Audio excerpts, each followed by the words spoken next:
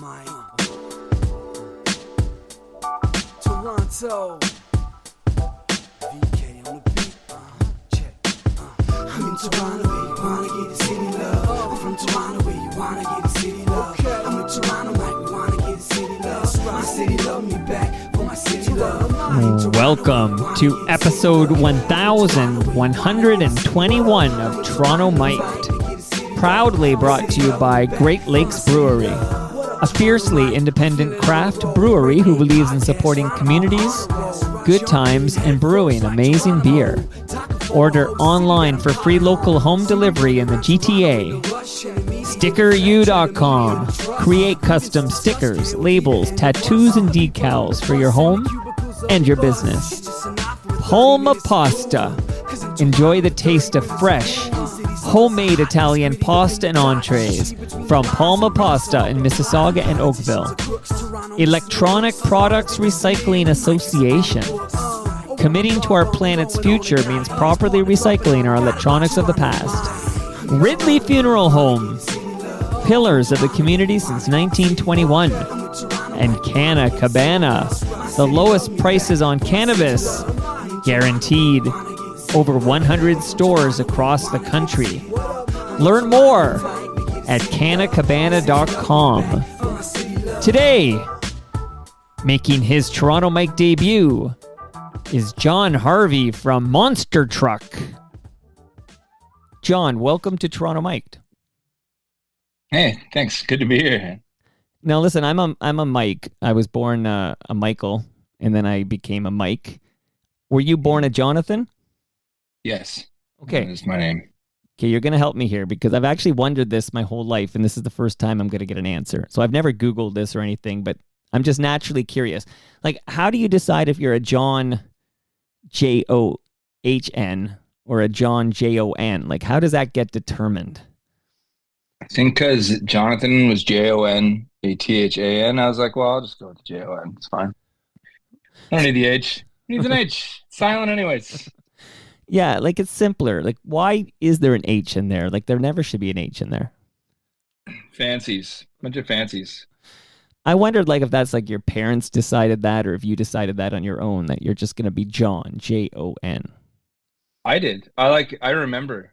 I think it was in like grade 4 or 5. I was like, Mom, I think I'm just going to be John. She's like, okay. She was cool. And that's how it changed. It was changed all my school stuff and things like that. And then I went to high school and they changed it all back to Jonathan. I was like, okay, whatever. But then I didn't care, right? But when I'm like in grade 4 or 5, I'm like, well, I got an identity now, Mom. Figure it out. Your personal brand demanded that you be a John. And are you really a Harvey? Because that sounds very like Jon Harvey sounds like I think that's a rock star's name. It sounds like a country singer. Like I made it up. Right. No, that's my real name, Jon Harvey. All right, John. Welcome to. Can you tell I have English heritage or what? Well, welcome to Toronto Mic'd. Are you in the Hammer right now? Are you in Hamilton? I am, yeah. All right, let's do a special shout out to the Hammer. It turns out like this is called Toronto Mic'd, but so many listeners from Hamilton, they love it when we talk about the Hammer. So let me just say this on the record. Oski wee wee. Okay. Mm-hmm. You want me to finish it? Yeah, because I don't know the rest. Actually, did the cat? I didn't. Okay, this is how bad of a Hamiltonian I am. I had rehearsal yesterday, and I drove by the game twice, and I don't even know who won. Well, again, we're normally this is a little how the cake is baked, but normally, like, I drop episodes right away. There's no holding on episodes. Oh, yes. So, but you're referring to the Labor Day Classic, and if I look back to about a month ago when this took place, Argos won that handedly. I think we took you out. Well, that's how it goes, I guess. Yeah. So you're born and raised in the Hammer. Yes. Yep. Spent 41 years here so far. How often do you bump into Tom Wilson? Is he just wandering the streets? Tom Wilson from Junk House. Yeah, he's always around. Well, I used to see him a lot more. He's a Lock Street regular. That guy. You don't miss him either, right? Oh no. You could bump into him from 40 feet away. He might be the most, like, just the profile of that man. Like, he's a mountain of a man, and he's got the hair, and it's like, is there anyone more identifiable in this country than Tom Wilson?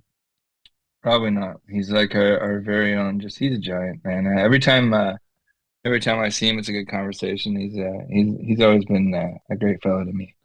And he's a sweetheart, which is important. Like he's yeah, he's a mountain of a man. You know, he's been recently, you know, basically exploring his Mohawk roots that he only learned about super recently, right? He tells me like he always thought he was this big sweaty Irish guy, and then he discovered he's actually like he's a big sweaty Mohawk man. So he's There you go. and a great singer too, as are you guys. So we're gonna dive into this, but I do need to shout out. You're like, are we gonna talk about music, Mike? Well, hold on, we'll get there. But I want to shout out FOTM Bob Willett because Bob Willett, I helped produce his podcast Bob's Basement. And Bob, in his radio career, he's played an awful lot of monster truck in his days. And I learned from Bob that you work, maybe you worked, you'll tell me right now, John, but you worked in the steel industry. Is that right? Yeah. Well, I did a stint during COVID Oh. because we were home doing nothing, so I went back to the mill. It's just like it's what you do when you're not, when you're not making money playing shows and stuff like that. And everyone knows bills don't stop. And after I don't know, the Serb thing was fine. It still wasn't, like what are you gonna do? You're not gonna progress collecting Serb. And you want to do, I would think that's cool. Like I'm of the opinion now, I've been doing this is episode 1000 or whatever, but like I'm into normalizing the fact that yeah, our Canadian rock stars will work other jobs occasionally to make some cash. Like I feel like this needs to be normalized. Like did you see that Anvil documentary? Oh yeah. Well, that's the whole thing. I mean, if you want to do what you love, you do what you love, whether you make money at it or not. I mean, that's kind of how she goes. I mean, there's been periods of my career when I didn't make money, and there's periods of my career where I did. So that's just like that was one of those times where I wasn't because we weren't allowed to. No, that must have sucked. Like, I mean, it sucked for everybody, to be honest. It's not just for musicians, but particularly I Right. think about my friends in the restaurant industry, but you guys who perform live in front of fans, like having that shut down for, I don't know how long it was shut down for, but, off and on for a couple of years. Like, what do? You go back to the steel mill and then what? Do you write? Like, what do you do, man? What did you do to get through COVID? I wrote a lot. I wrote a record, actually wrote and recorded a record with my friend Mike in Hamilton. It will be coming out probably end of this year or around then. I don't know. Now I don't care. But like we did we did a record together. I did a bunch of art things. I released a print. I did his kid's book. Um, just do what you gotta do. So this Mike character, is he have a last name or is it like Hamilton Mike? Oh, Mike here. He works in Threshold Studio, but yeah, he hit me up and he's like, "Let's do something." And I said, "I got some songs." So we went in and recorded two of them. And then he's like, "You want to keep going?" And I said, "Yeah." So I just kept writing and I wrote the album as I went, like song by song, kind of like, "Okay, we need another one." All right, cool. So I'd go home and then 2 days later I'd be like, "Let's record this." I'd be like, "Okay." So we got 8 songs out of that, and I don't know, I love it. But yeah, just trying to stay focused on something, Yeah. I have to remain creative or just not serving myself. I feel like I'm robbing myself of something if I'm not creating something. Do you have a name for this side project with Mike? Oh yeah, it's called Vicious Beast. He's actually not even in the band. He's like, I'll play drums on it, but I don't want to be in the band. I said, totally cool. But yeah, I have a few of my friends playing in the band now, so we're gonna start playing shows soon. But it's been a process, and it's funny. It's like it's uh it's weird to have something else to build now. After spending all that time building a truck, it's like here we go. Let's try it again. Well, let me ask you this. So it's Vicious Beast. That's the name of this new side project. Yeah. Okay. Like, is it anything like I don't know, like having City and Color and Alexis on Fire? Like, is it anything like that? Well, if that'd be great. But yeah, it's like it's a different thing. I'm playing music that it's totally different than Monster Truck, so it's gonna be a little bit of a quest. I don't think the Buddy from Monster Truck vibe is gonna stretch very far. Well, I was gonna say, like, do you ever write a song for Vicious Beast, and then I don't know, like, Jeremy or something? Somebody is like, hey, that should be a Monster Truck jam. Like, you haven't had any issues like that. Not really. It's pretty decisive now, but it used to happen before. I remember jamming with my friend, and we came up with this riff, and it was awesome. And he's like, "All right, sick. Let's do something." And then it became a monster truck song. But like that used to happen a lot more when it was um I don't know, less defined lines. I think I now when I write for either project, I have a clear idea of which way it's going to go before I even go for it. And it's pretty easy. If it sounds like a twangy country southern rock song, Monster Truck. If it sounds like, in New York in the 70s, Vicious Beast. Right. And that's kind of how it goes. Yeah, the Sheepdogs have a couple of them are brothers, right? And they have bros. Yeah. And it's like they were in my backyard and like you're listening to bros. It's sort of like yacht rock. Like this is not a Sheepdog vibe. This is like yacht rock. I think you have to do something different sometimes. I mean, especially for bands like them and ours, like we pretty much, started coming up together. They took us on our first Canadian tour, and it's like, at a certain point, it's like, how many more fucking Monster Truck songs can I write? Like, it's just, you're putting yourself in a box and it has to sound like Monster Truck because it's Monster Truck. And it's like, not when bands try to do something different most of the time, it's not because they feel like they need to travel this new world. They're just bored of being themselves and they want to try something else. And the fan base hates it, right? Like it's like, oh yeah, oh man, we put out an album called True Rockers and no one liked it, and I'm super glad that the Warriors we just did is something that is way more up our alley. But yeah, I mean, you have to try. You got to try things to make it exciting for yourself, and you have to try to just. You have to just try in general, you can put a million things in that blank, if you no effort put forth, I mean, how do you grow? Yeah. Well, I mean, at the end of the day, John, you're an you're an artist, right? And artists need to art. Yeah, I would say so. I wouldn't necessarily call Monster Truck art. It's more like, it's Monster art. Truck is to fine art, it's like, but it's fun and it did what it did, or it is what it is, and it does what it does, and that's the whole purpose of the band. I mean, we've made it to be this kind of like ironic bar country kind of band. It's called Monster Truck. What do you think? But we did that on purpose out of like irony because all of us are like city dudes, right? So it was kind of our interpretation of that country hick vibe, and it's a hard thing to get out of, It's a hard thing not to get pigeonholed in that realm. Fascinating. Okay, so I just learned Vicious Beast existed, so I'm excited to hear that. And this app will focus on Monster Truck, so we're kind of going to dive deep into Monster Truck. But I have one more. When I announced you were coming on Toronto Mike, Sean Palmerston, he sent me a quick note. I'm going to just read it because it's very inside. I want to hear about this. But he's like, ask him when the next Four Sticks and Hoosier Poet reunion is, and if he still celebrates Metallica Fridays every week.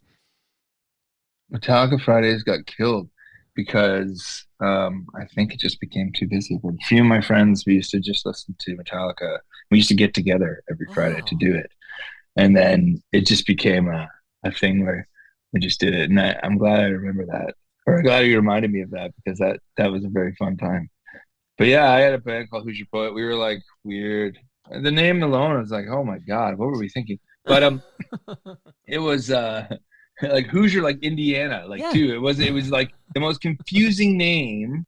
But we thought it was artsy, and then we played songs that were just absolutely mental, like 20 riffs in a song, and like no parts repeat and all that great shit.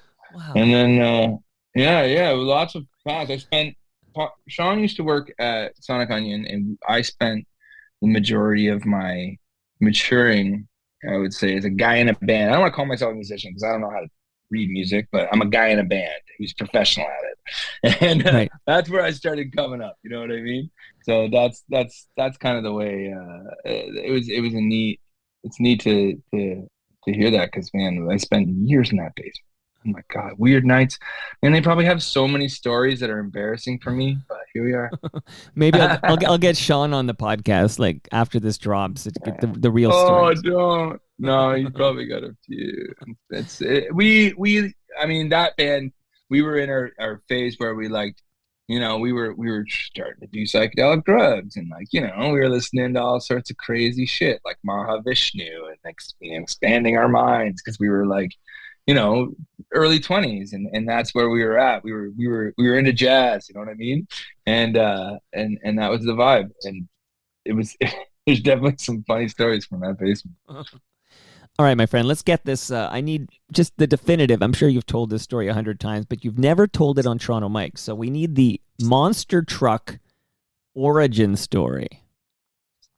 Oh, it's quite simple, actually. We were just hanging out at a party, and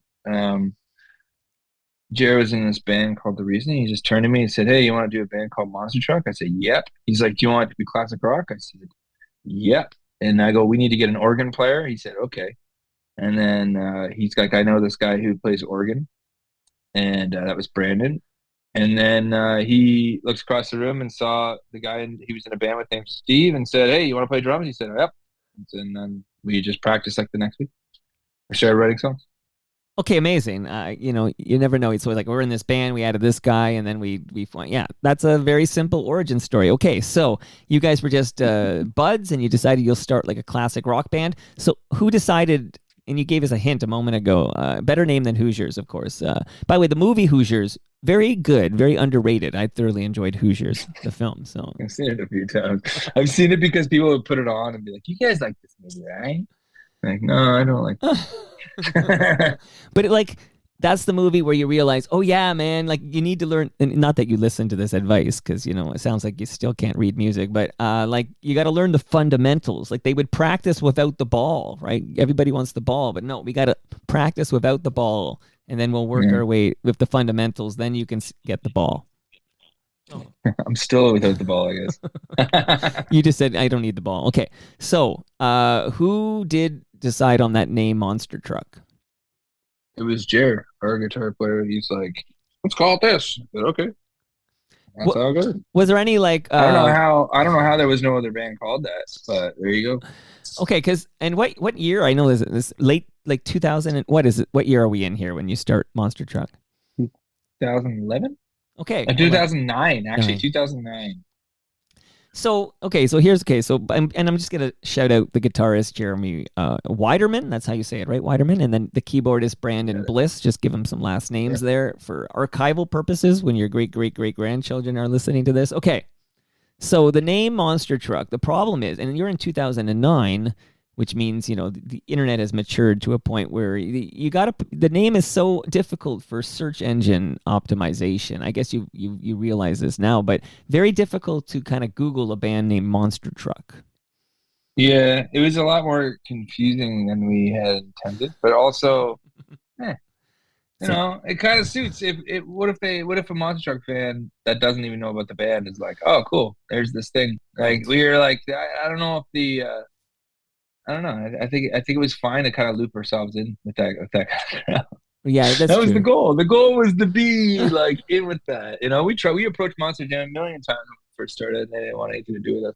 But the search engine thing was always annoying just for YouTube, or like people tagging you in their like truck photos and shit. Yeah, that they pose with a Gravedigger and they tag you guys, right? It's like, all right. Hey, I don't know if you'll have this answer, maybe because you've been exposed to so much Monster Truck stuff, but when I was a kid, and I'm a bit older than you, but when I was a kid, Bigfoot was the truck. Okay, it's not a guy, the truck. So Bigfoot was like your Hulk Hogan of Monster Trucks. And then when I have a 20-year-old, when I took him to the Dome to see Monster Trucks. Bigfoot, no one's talking about Bigfoot. It's all about Gravedigger. Like Gravedigger is the Hulk Hogan. So what happened? Any idea? Like what happened? Did Bigfoot just decided to retire and then Monster Truck just filled the void? Not Monster Truck, that's you guys. Did Gravedigger fill the void? Any idea? I got to be honest with you. I used to watch Monster Trucks like every day after work when we first started the band because I was like, I got to know about this. And it was kind of entertaining. After a while, I was like, this is stupid. What am I doing? But there's still a Bigfoot. The Bigfoot, there's like, it's like Bigfoot 6 now or something like that. And it's like it's called like Son of Bigfoot. Okay. Yeah, there's one called Son of, he still rolls. But like, yeah, I think, I don't know, Gravedigger's cool. What kid's not going to like that? It's like The Undertaker in wrestling. No, you're absolutely right. And then maybe one of those kids will be searching for Gravedigger videos, and we'll stumble upon some sweet, sweet hammer rock from Monster Truck. So, what music were you guys listening to back in 2009? I know that your the Brown EP comes out in 2011, but what is the what are the jams that you guys are listening to that are inspiring you? Is it like Metallica Fridays? Is it what are we listening to? Not really. It was a lot of like we lived together for the first 4 or 5 years of the band in the same house. So we used to jam in the basement. So we just have parties. Like every Thursday, I knew that I was going to get no sleep for work because everyone else was off on Friday and they were going to rage. So I would like get up at like 5 while everyone's going to bed. And I was just like, oh my God. But yeah, we just listened to a lot of like Free and, classic rock, you name it. Not a lot of metal at all. We were just like really having a hippie few years there. I was gonna say hippie summer, but it was longer than the summer. But we spent a few years having a good time, and we would always be there, and people would always be around, and people just come to the house and hang out, and it was good. It was a good vibe. So we have like mostly just like trying to be the best classic rock. Mostly trying to be a better classic rock band than the Sheepdog. You know what? I love that I've now had the pleasure of chatting with the founding members from both bands, and generally decent. And it's early. I'll judge you again in a half an hour, Jon. But so far, as advertised, and I did hear you with Bob's Basement, and you seem like a genuine, down to earth, cool guy. So no airs about you guys. I love it. Yeah, well, I mean, it was a cool little period for Canada that we got to have that little classic rock resurgence, and that fact that we got to get on that wave with them was awesome. And it started us being able to do this for a career, and not have to work at Defense Pro. Well, listen, dream come true. How many bands in their basement would one day like to actually monetize that? Like just the fact that you can monetize your art is that's 1% land. That's amazing. Yeah, we're lucky. I don't think take any of this for granted. I mean, but I don't know what else I would do. I mean, really, what are you gonna do with it? Well, okay, so we're going back, and then we're gonna talk about what's next here. But the Brown EP, I'd mentioned that. But is Seven Seas Blues? Is that the first time you hear a Monster Truck song on the radio?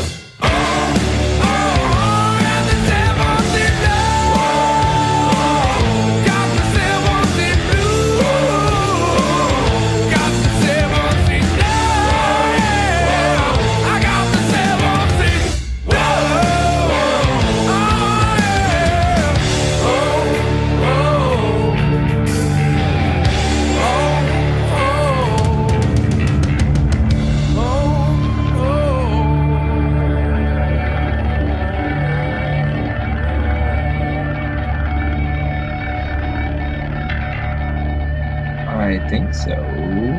Yeah. Other than college radio, for sure. Okay, so what's It's funny, Edge 102 used to play us. who played you? Sorry? Edge 102 used to play us. That was like the first radio station that got on board. They basically started the little wave of ads for that song. That song got into the top 10, which was pretty like crazy for us. But like, yeah, once Edge 102 gets on board, it's smooth sailing. But now it's a little softer, so I don't think they play us. They can play Soundgarden. Okay, I think when I've been following that station forever, like, and you'll find like episode 1021, and I'll have like David Marsden and Alan Cross and all these Ivor Hamilton and Scott Turner and stuff, and we're just talking about like the origin of the station, and we try to take it up to modern times. But you're right, it seemed to have a more aggressive, rockier, like a heavier sound for this period. And then I don't know if you blame who's the band of the banjos? Mumford and Sons. Like, is it Mumford and Sons and maybe Lumineers and stuff? And then the sound sort of softens. Like I remember the sound just sort of like mellowing out a little bit. It was no longer like that aggressive, like monster truck rock. Well, that was the whole thing. It wasn't really like we weren't really made for that. We were writing songs like the songs we liked from the 90s and like the 70s and like, adding some punk shit that we liked when we were kids. And it's like, it didn't really mesh, so we're lucky that we snuck that in and got that from what it was. But we still don't really belong so much radio. I mean, when you hear us on the radio, it's distinctly obvious that it's us. Was there any hiccup? Like, and I love hearing how the sausage is made, if you will. But like, okay, so Furiosity is on Dine Alone Records. Like at this time, Josie Dies on 102.1. Is there any aid in that regard? I'm sure there was, but I don't know how much. I mean, it's nice. Joel is a dude. Our manager at that time was Josie's husband, and he is a dude. And he gets in there and he knows everybody, and everybody loves him. Right. So which is sign with him was a great move for us because he just like, we wouldn't be anywhere where we are if he didn't push, us at the beginning and actually like, give us opportunities and work hard pretty much. Like, I mean, work hard for them because it's a hard thing to get now. And I think at the time, maybe, but I think our vibe was right. I think because the Sheepdogs won that Rolling Stone thing, it was like a perfect storm for Monster Truck. It just kind of snuck in. And, it was great. It was a good period of like, rock is back in Canada and rock became a thing again. And then, and then it became indie. And that's how, and that was the way it was supposed to go, And then the Edge 102 became sea shanties and electronic music. Do you remember the show? Like, I will never hear one of my songs. Well, I don't have any songs. That's part of the problem, I suppose. But I'll never hear one of my songs on, CFNY 102.1. But when you hear it for the first time, do you remember, like, what show? Like, who was the DJ at the time? Do you remember any of the detail? Or you just know, like, I heard it on 102.1? I have no idea. I don't even remember where I was, which is a crazy thing. That's probably one of those moments you should remember. I don't know anything. Yeah, it's like the moment. I remember hearing it a few times and seeing it written on the thing, but by that point, we were already like, I think we were already gearing up to hit tours and things like that. So it was already, a little bit of a whirlwind between, being dudes and having fun and playing shows. You know what I mean? So I think I paid a lot less attention to radio at that point. I think like 2 years from then was when I was really like, oh my God, what chair position are we at? Which is just so lame. What a way to occupy your day. Well, you're not far from like the White House of Rock there in St. Catharines. There, you got hits. I would, they had always had a heavier sound than Edge, and then you also and where Bob used to work there at the Rock in Oshawa, same thing. Yep. Always had a harder, kind of more monster truck sound. So. Yeah. So if it's okay with you, as we bring ourselves up to current time here, like I'm going to just like cherry pick a couple of monster truck songs for you to maybe give us a little more detail about like the writing process and everything. Can you start with Seven Seas Blues? Like great jam. Like what do you remember about the creation, the birth of Seven Seas Blues? I was in my apartment. I had an upstairs attic apartment. And I wrote that riff, and then I wrote the rest of the song in like, I think, hours. And then I recorded it the next day, and there was a big chunk that we took out, and that was it. I recorded it really quiet, singing like like an octave down, and then we took it and did it with the full band, and I sang it an octave up, and boom. Boom. Boom, you charted with a jam on an EP. And I know you had a couple of EPs, and then we mentioned, of course, Curiosity on Dine Alone Records there, and that comes out, I guess, 2013. So I'm going to ask you if you, what do you remember about Sweet Mountain River? Sweet Mountain River, come take me away. Well, west of the prairies is where I'm gonna stay. Yeah, Sweet Mountain River, I'm gonna make you my home because you fill me with that sweet, sweet joy, and I never wanna leave you alone. I haven't been home in this city for so long, for so long, yeah, for so long, yeah.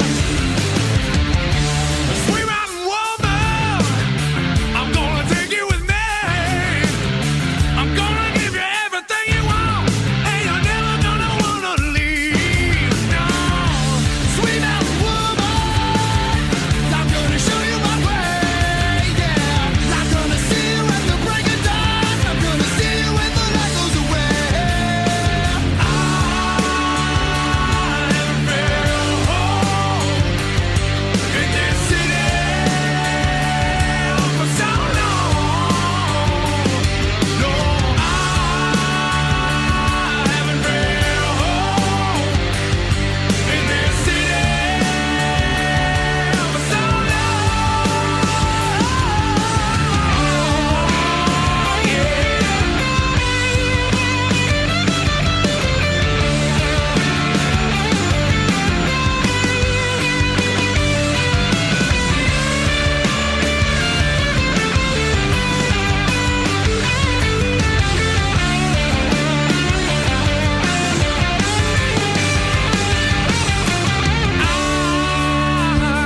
I haven't been home in this city for so long. No, I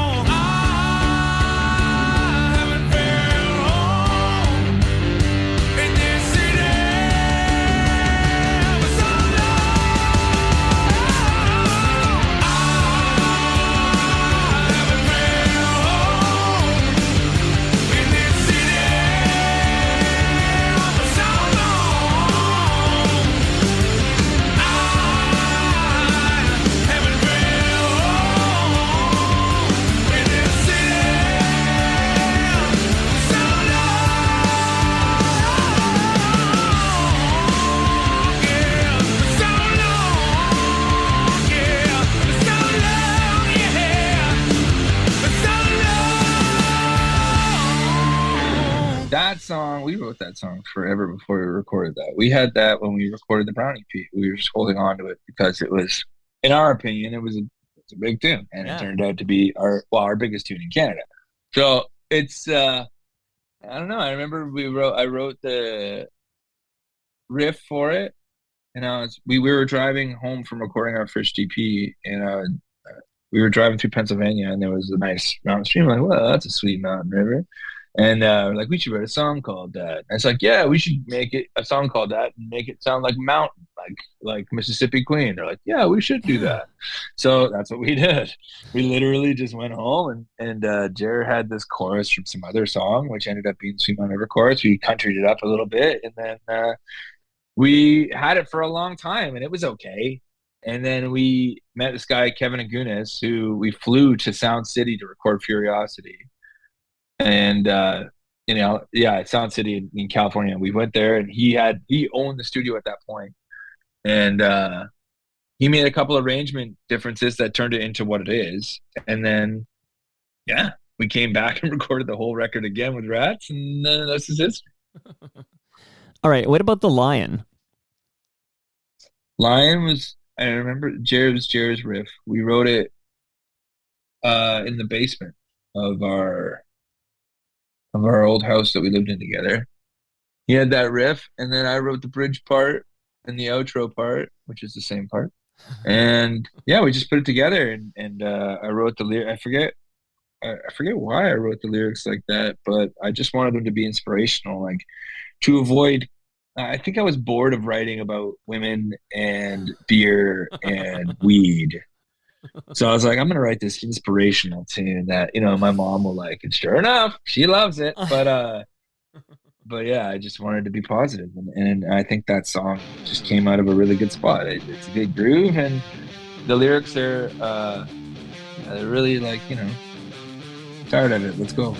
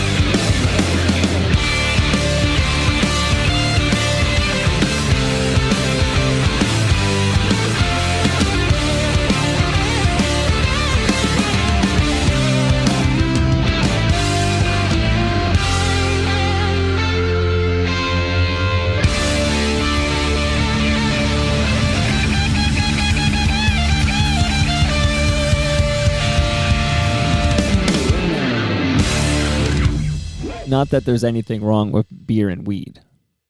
No, but I mean, at that point, we were still like a party band, and that was like our foray into more serious territory, which I don't even know why we really did in hindsight, but we should have just stayed partying. But I mean, it was more of the ilk. It was more of what you would expect from say a Monster Truck. We were going off brand with all these Right. songs about stay positive, you got it. But like that's how he felt at the time, and I feel like it was. I'm glad we did it. That song was great. I think that song did pretty good too. Well, there's a reason pretty I cherry picked. I'm basically cherry picking my favorite Monster Truck jams. But I want to ask you, so very recently, well, actually, firstly, let me ask you, because you actually win the Juno for Breakthrough Group of the Year. Where is your Juno right now? My mom's got it. Okay.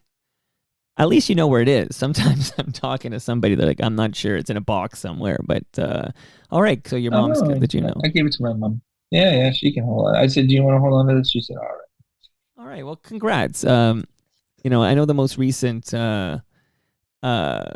winners are also FOTM. So by the way, FOTM, I know you're wondering why does Mike keep saying FOTM? You are now an FOTM, John. You're a friend of Toronto Mic'd. So welcome to the club. Here I am. Did it. Top of the world, Ma. Okay, now other FOTMs, Jimmy Holmstrom and Mike Ross. These are two guys you'll find at every Leafs game at Scotiabank Arena. Jimmy's on Oregon, so he's the guy playing Oregon during the Leafs games, and Mike Ross is the PA announcer, so he's the one, goal scored by number 34, Austin Matthews, and whatnot.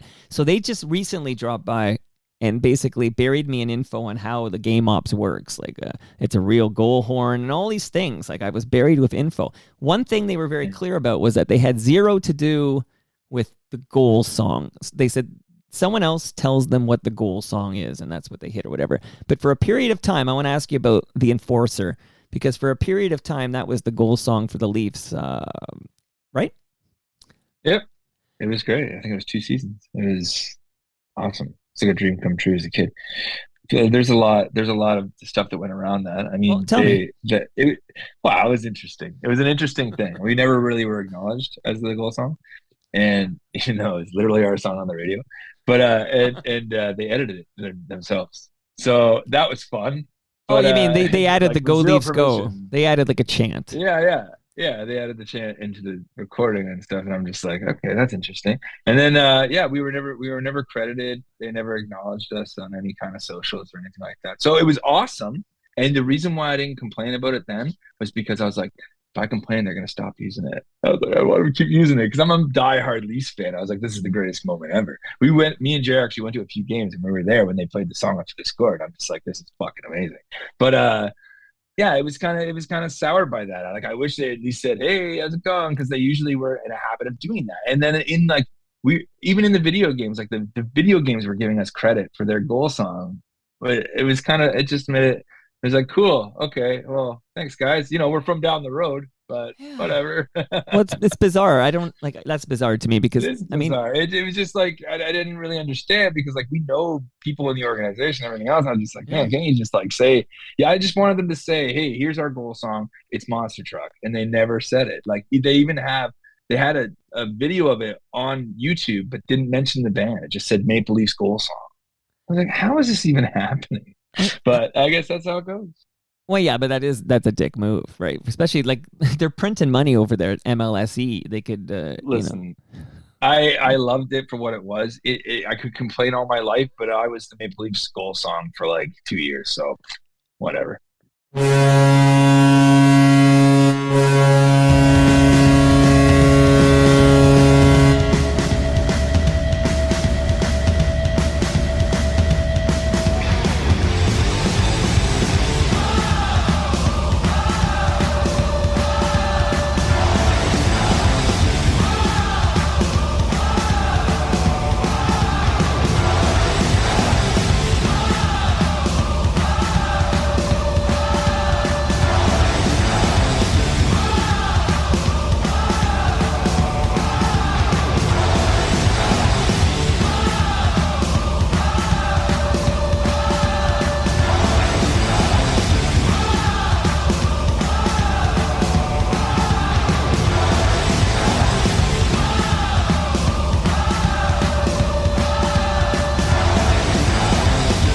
Okay, and Here's my voice every time.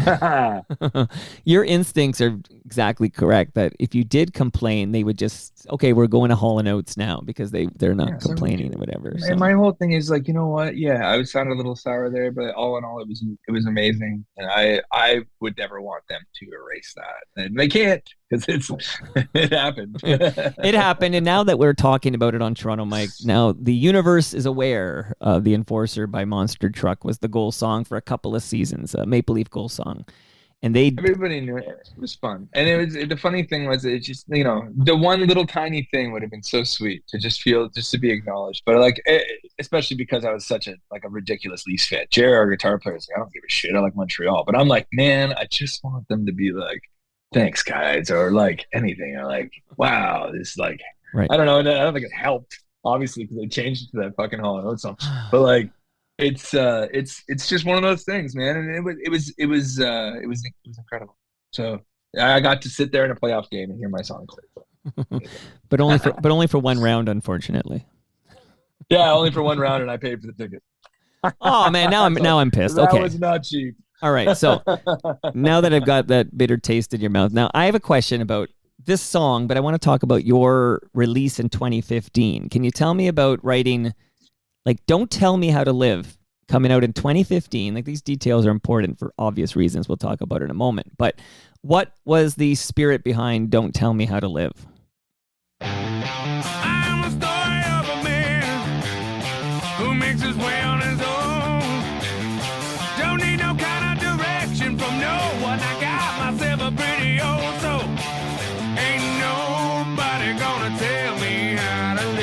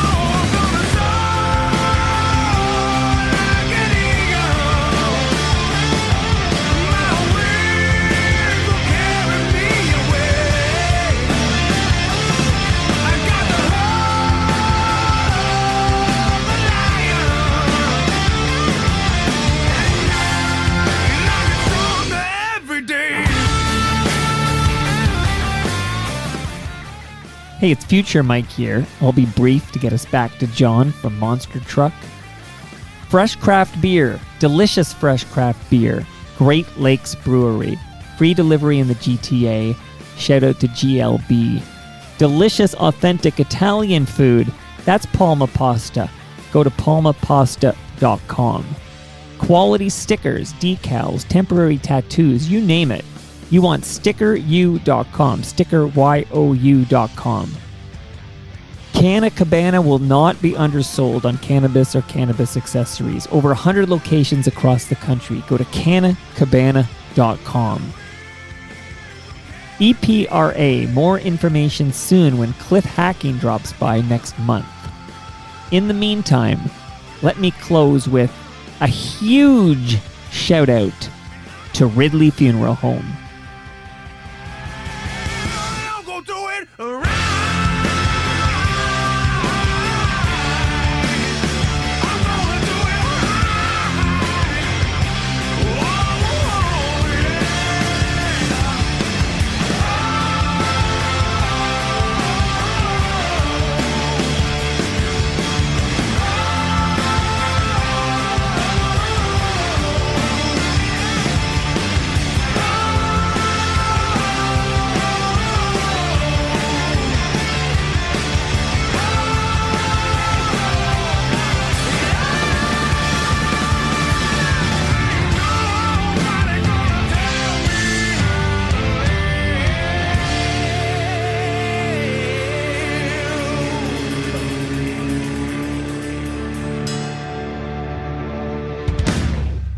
Oh, I wrote that song because a former girlfriend of mine was giving me shit about playing guitar, smoking weed all day, and I was like, well, it's kind of my job.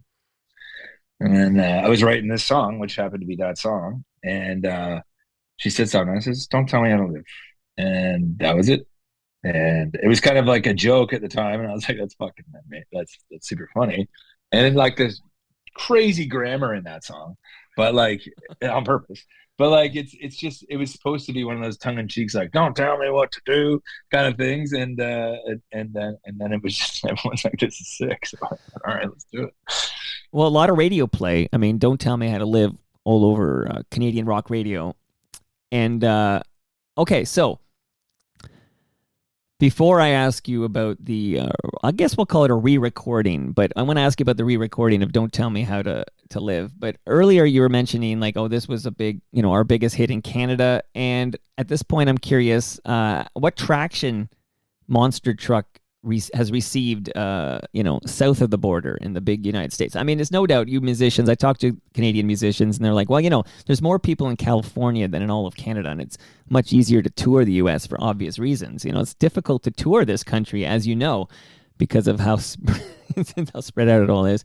But I speak from a Toronto perspective. I have no idea. What kind of traction has Monster Truck received in the United States? I don't know. We haven't been. So I have no idea. And maybe, I don't know. I guess we're bigger, probably. I have no idea. I haven't really heard anything about that or had any, I don't know. We haven't been down. I haven't been to Nashville since, I don't know, for a year and a bit. So I'm thinking about going down there into next year and seeing end of this year and seeing what's happening. But, really just going to go to America. Okay, so let's talk about Kid Rock's Don't Tell Me How to Live. Did Kid Rock approach you guys? How did it, tell me what you can, because I will say, when I said you're coming on the show, I'm excited. I'm going to do a Monster Truck episode with Jon Harvey, and almost every single suggested question revolves around this song, because this song, as you know, was talked about, all over the place in November 2021, the Kid Rock re-recording of Don't Tell Me How to Live. So how did it come to be? I'm dying to know the origin story. Fuck all you hoes! Detroit till I die, motherfucker! Talking all that bullshit. Ain't nobody gonna tell me how to live. I'm a moonshine sipper, straight slipping in the darkness. Far from heartless, I'm more like the sharpest tool in the shed. No, I've never been the smartest, but make no mistake, I hit the fucking hardest. Devil without a cause, you heard me screaming, and 20 years later, bitch, I still fucking mean it. Fucker, you ain't never met a motherfucker like this. Kiss my ass and you can suck a dick sideways, my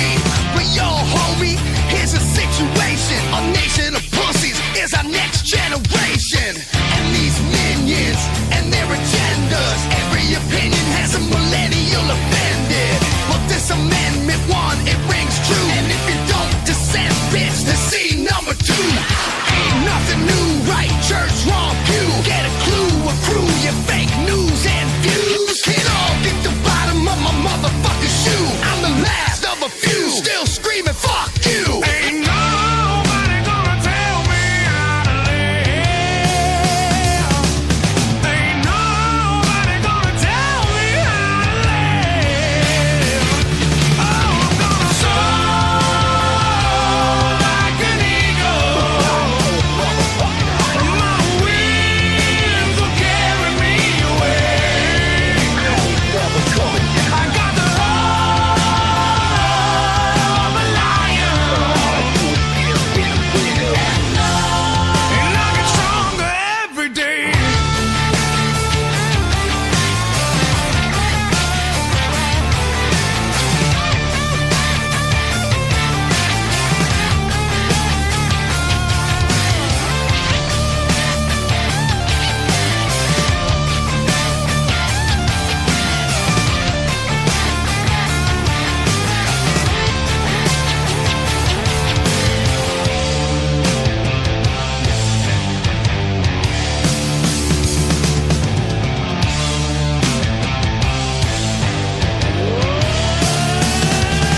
You never tell me shit, you'll never flip my script, because I'm more outrageous than the Vegas Strip. You're like Mayberry, bitch, I'm hard and crisp, high risk, hillbilly, but I'm filthy rich. You're like Milli Vanilli, kinda silly as shit. I'm like Shotgun Willie, smoking Phillies and shit. I'm like Reverend Ron, or David Lee Roth, like Springsteen, bitch, I'm the motherfucking boss.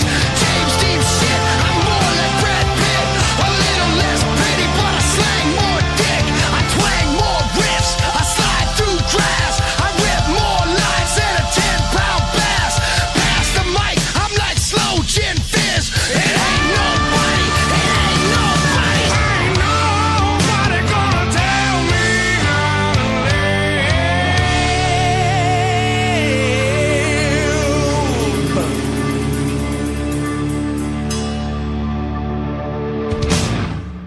He contacted us, called me on the phone. It was like in like 2014 or no, it must have been like 2008, 18 or 19. We were on with Deep Purple in Europe.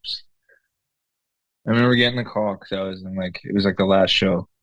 We were gonna fly home, and my manager's like, Kid Rock wants to call you. He wants to cover Don't Tell Me How to Live. I go, okay, that sounds crazy. Sure, give me my number. So he called me up and we had a chat. Like, yeah, I want to use it, man. I want to write a song around this. He's like, I think it's pretty cool, and, you know, blah blah. I'm like, wow, man, that's killer. And I'm like, you know, in my head, I'm going, well, that only happens for like Metallica and stuff, you know, whose music does he take? I was feeling pretty goddamn good about myself, but like, Sure. Leonard Skinner, and yeah, you're and like, you're in good and it was kind company. of like that. So yeah, so he just gave us a call and he said, you know, use it. I said, okay, cool. And I didn't hear from him for like 2 years. So, but are you re-recording your "Don't Tell Me How to Live" chorus there for the re-recording of the song by Kid Rock? Like, because that's a collaboration essentially, right? All of the recordings are the stems from the original "Don't Tell Me How to Live" recording. Okay. We didn't re-record anything. The solo's the same. Everything in it. He basically just took our stems and made his own song out of it, rapped on it. And we were like, okay, cool. All right, so here you're sitting down, you're comfortable. You know, you're great. I think you're a great artist. Great jams. I love it.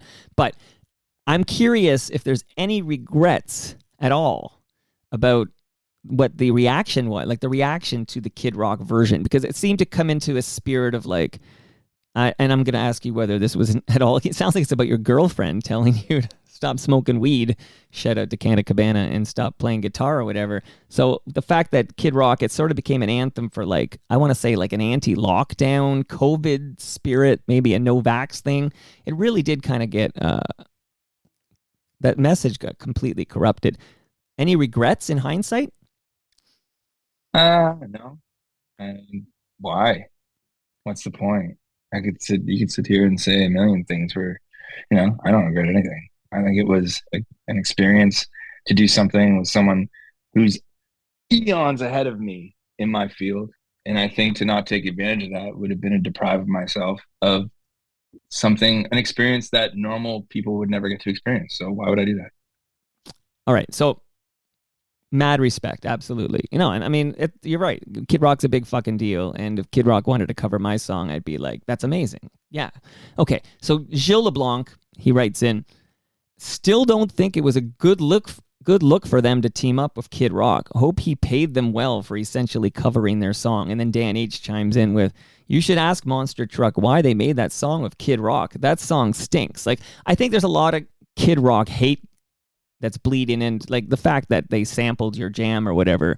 And I won't read the rest because it's all in the same spirit. But I just wondered whether at this point, does that become a negative, or is it just, hey, any awareness is good. You're a fucking rock band from Hamilton trying to literally make noise. And this got a lot of attention. Yeah. I mean, only in Canada. I mean, no one else. I've done interviews all over the world. No one gives a shit. But like here they do. And it's kind of one of those things where it's just like, whatever, cool. People are mad about something, great. What are they gonna be mad about next week? You know, come on, it's been like no one gives a shit anymore. It's one of those things where it's like, man, people are so aware that they can bitch, so they just bitch, and it's great. Like, go for it. I don't read any of that stuff. I think it's hilarious. You know, I'd rather people go back to posting their fucking dinner, but I mean, it doesn't bother me, man. People can say anything they want about me. I know who I am. Did you have you heard from Kid Rock since this thing dropped in November 2021? Yeah, a couple times here and there. Just like, you know, whatever.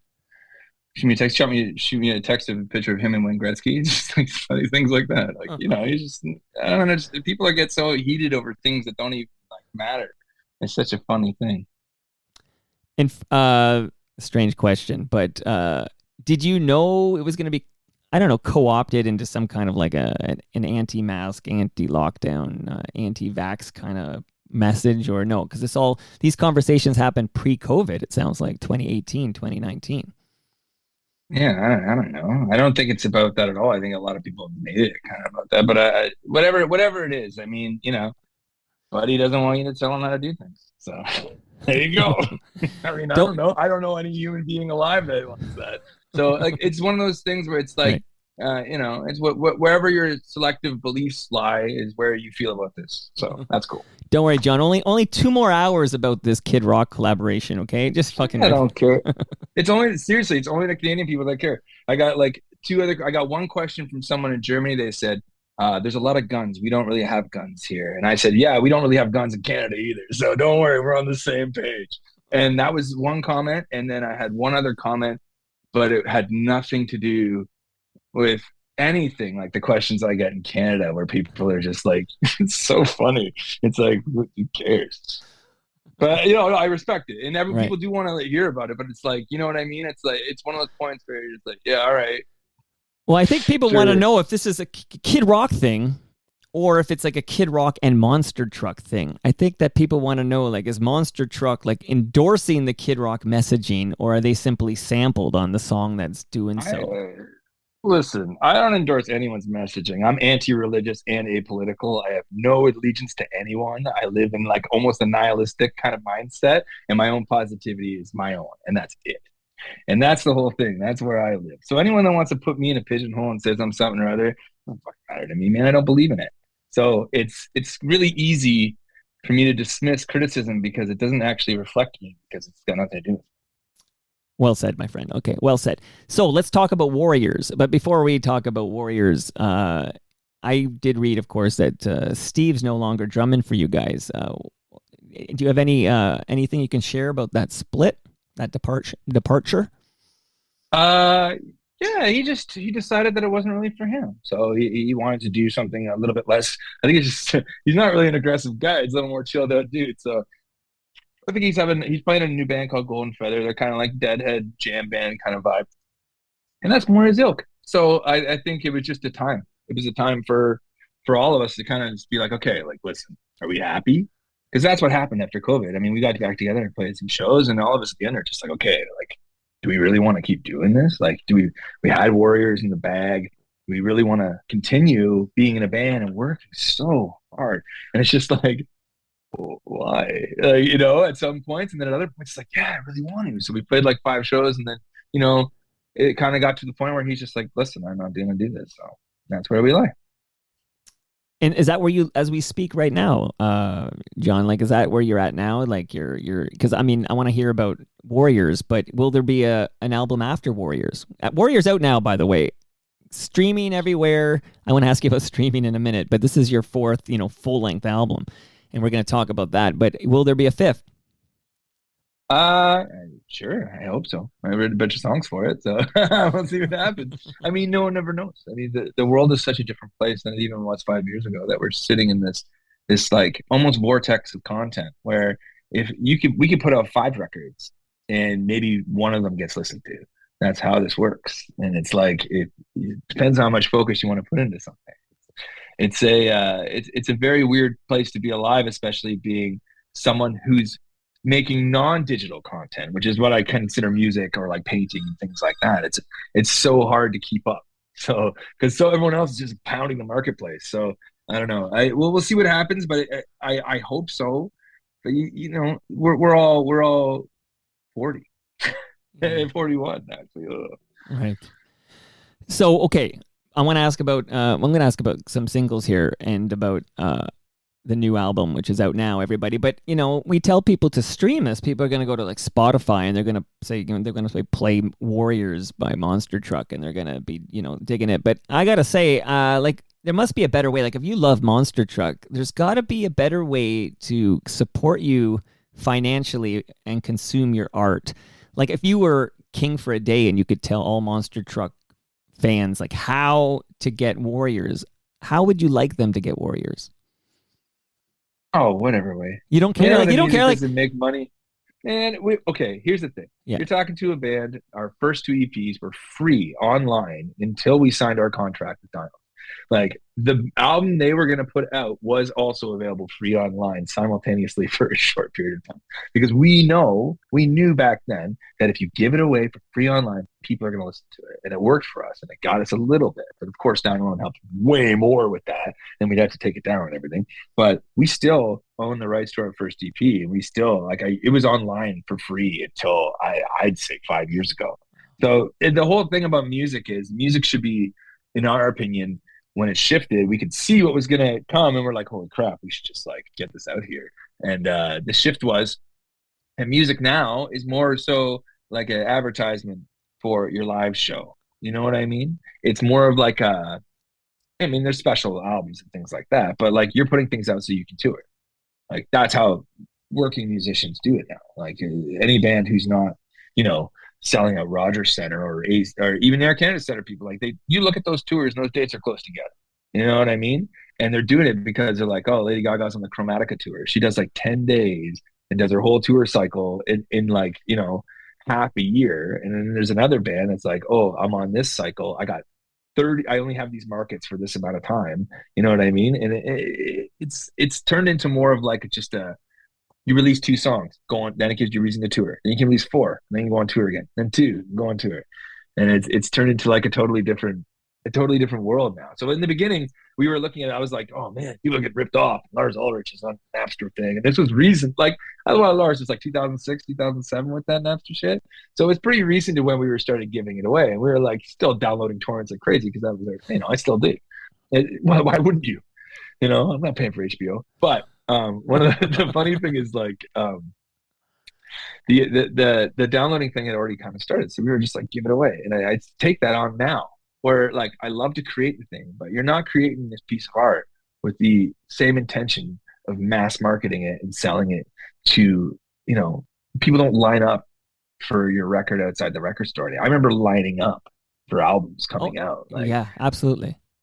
Right? And it's like people like you got into it. You went to that store the first day, everyone buying the same thing, and that doesn't happen anymore. So it's kind of changed the landscape, and especially the mentality for me, where it's like I want to make this record so I can go play these songs for people. So if you want to support your band, Monster Truck, buy a fucking ticket and then buy like some swag or something. Get a T-shirt or whatever. Right? Yeah. Long story short, come to the show.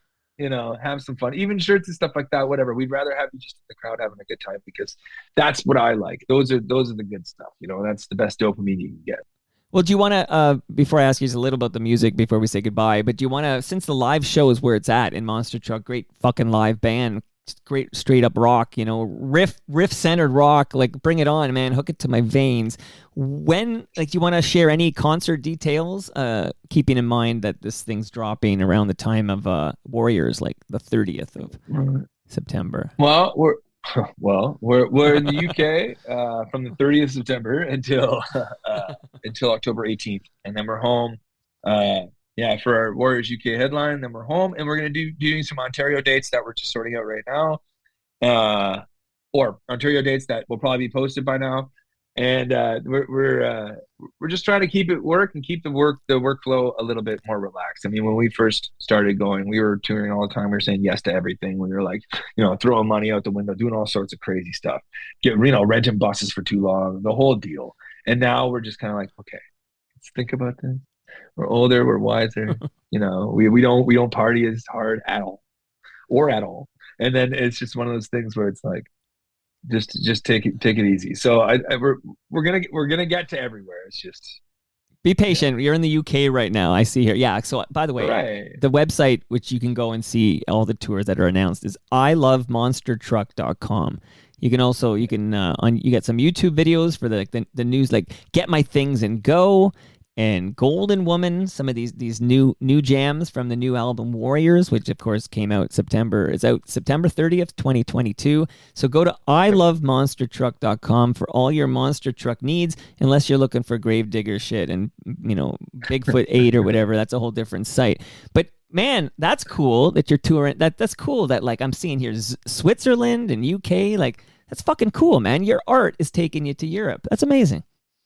Yeah, our funny, ironic backwoods interpretation.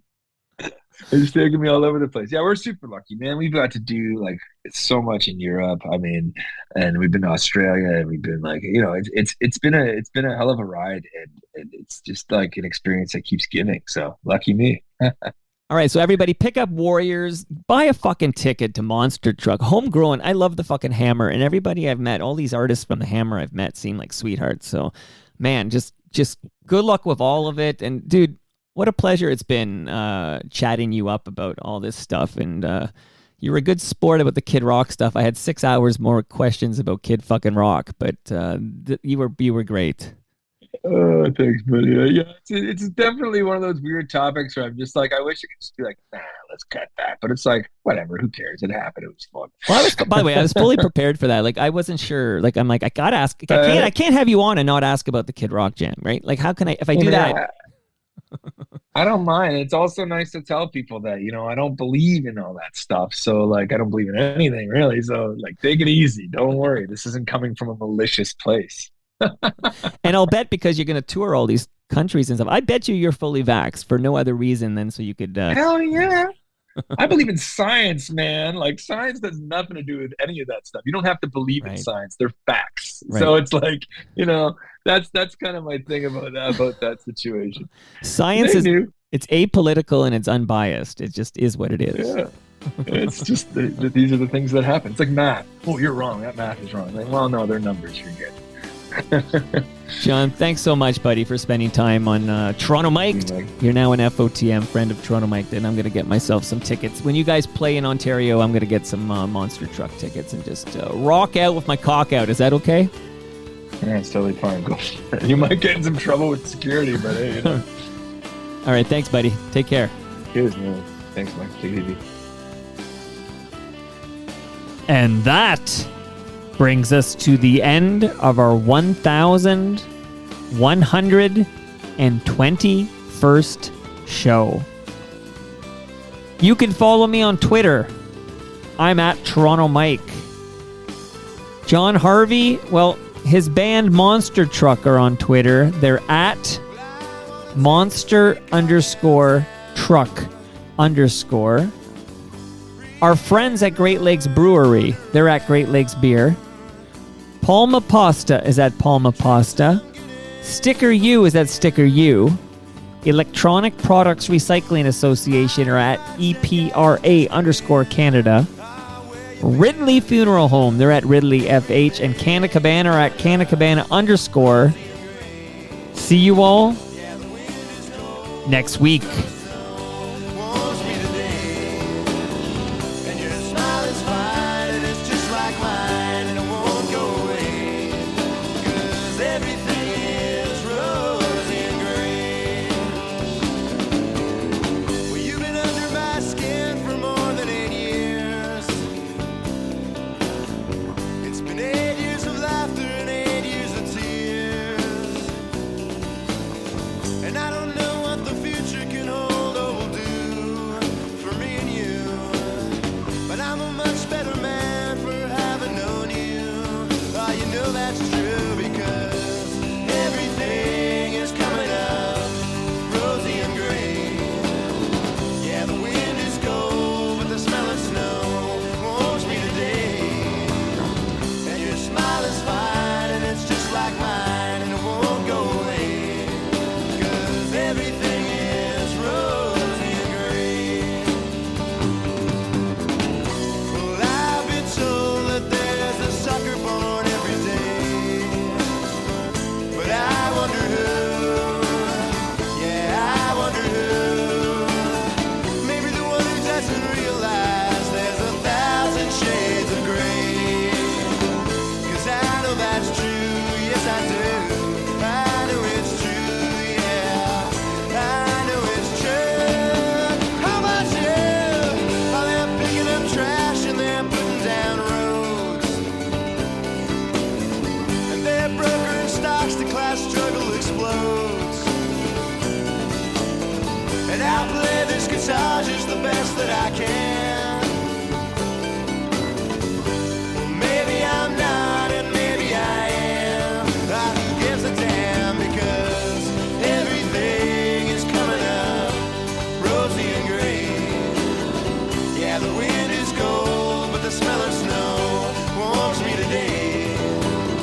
And your smile is fine, and it's just like mine, and it won't go away, 'cause everything is rosy and gray. Well, I've kissed you in France, and I've kissed you in Spain, and I've kissed you in places I better not name, and I've seen the sun go down on Sacré-Cœur, but I like it much better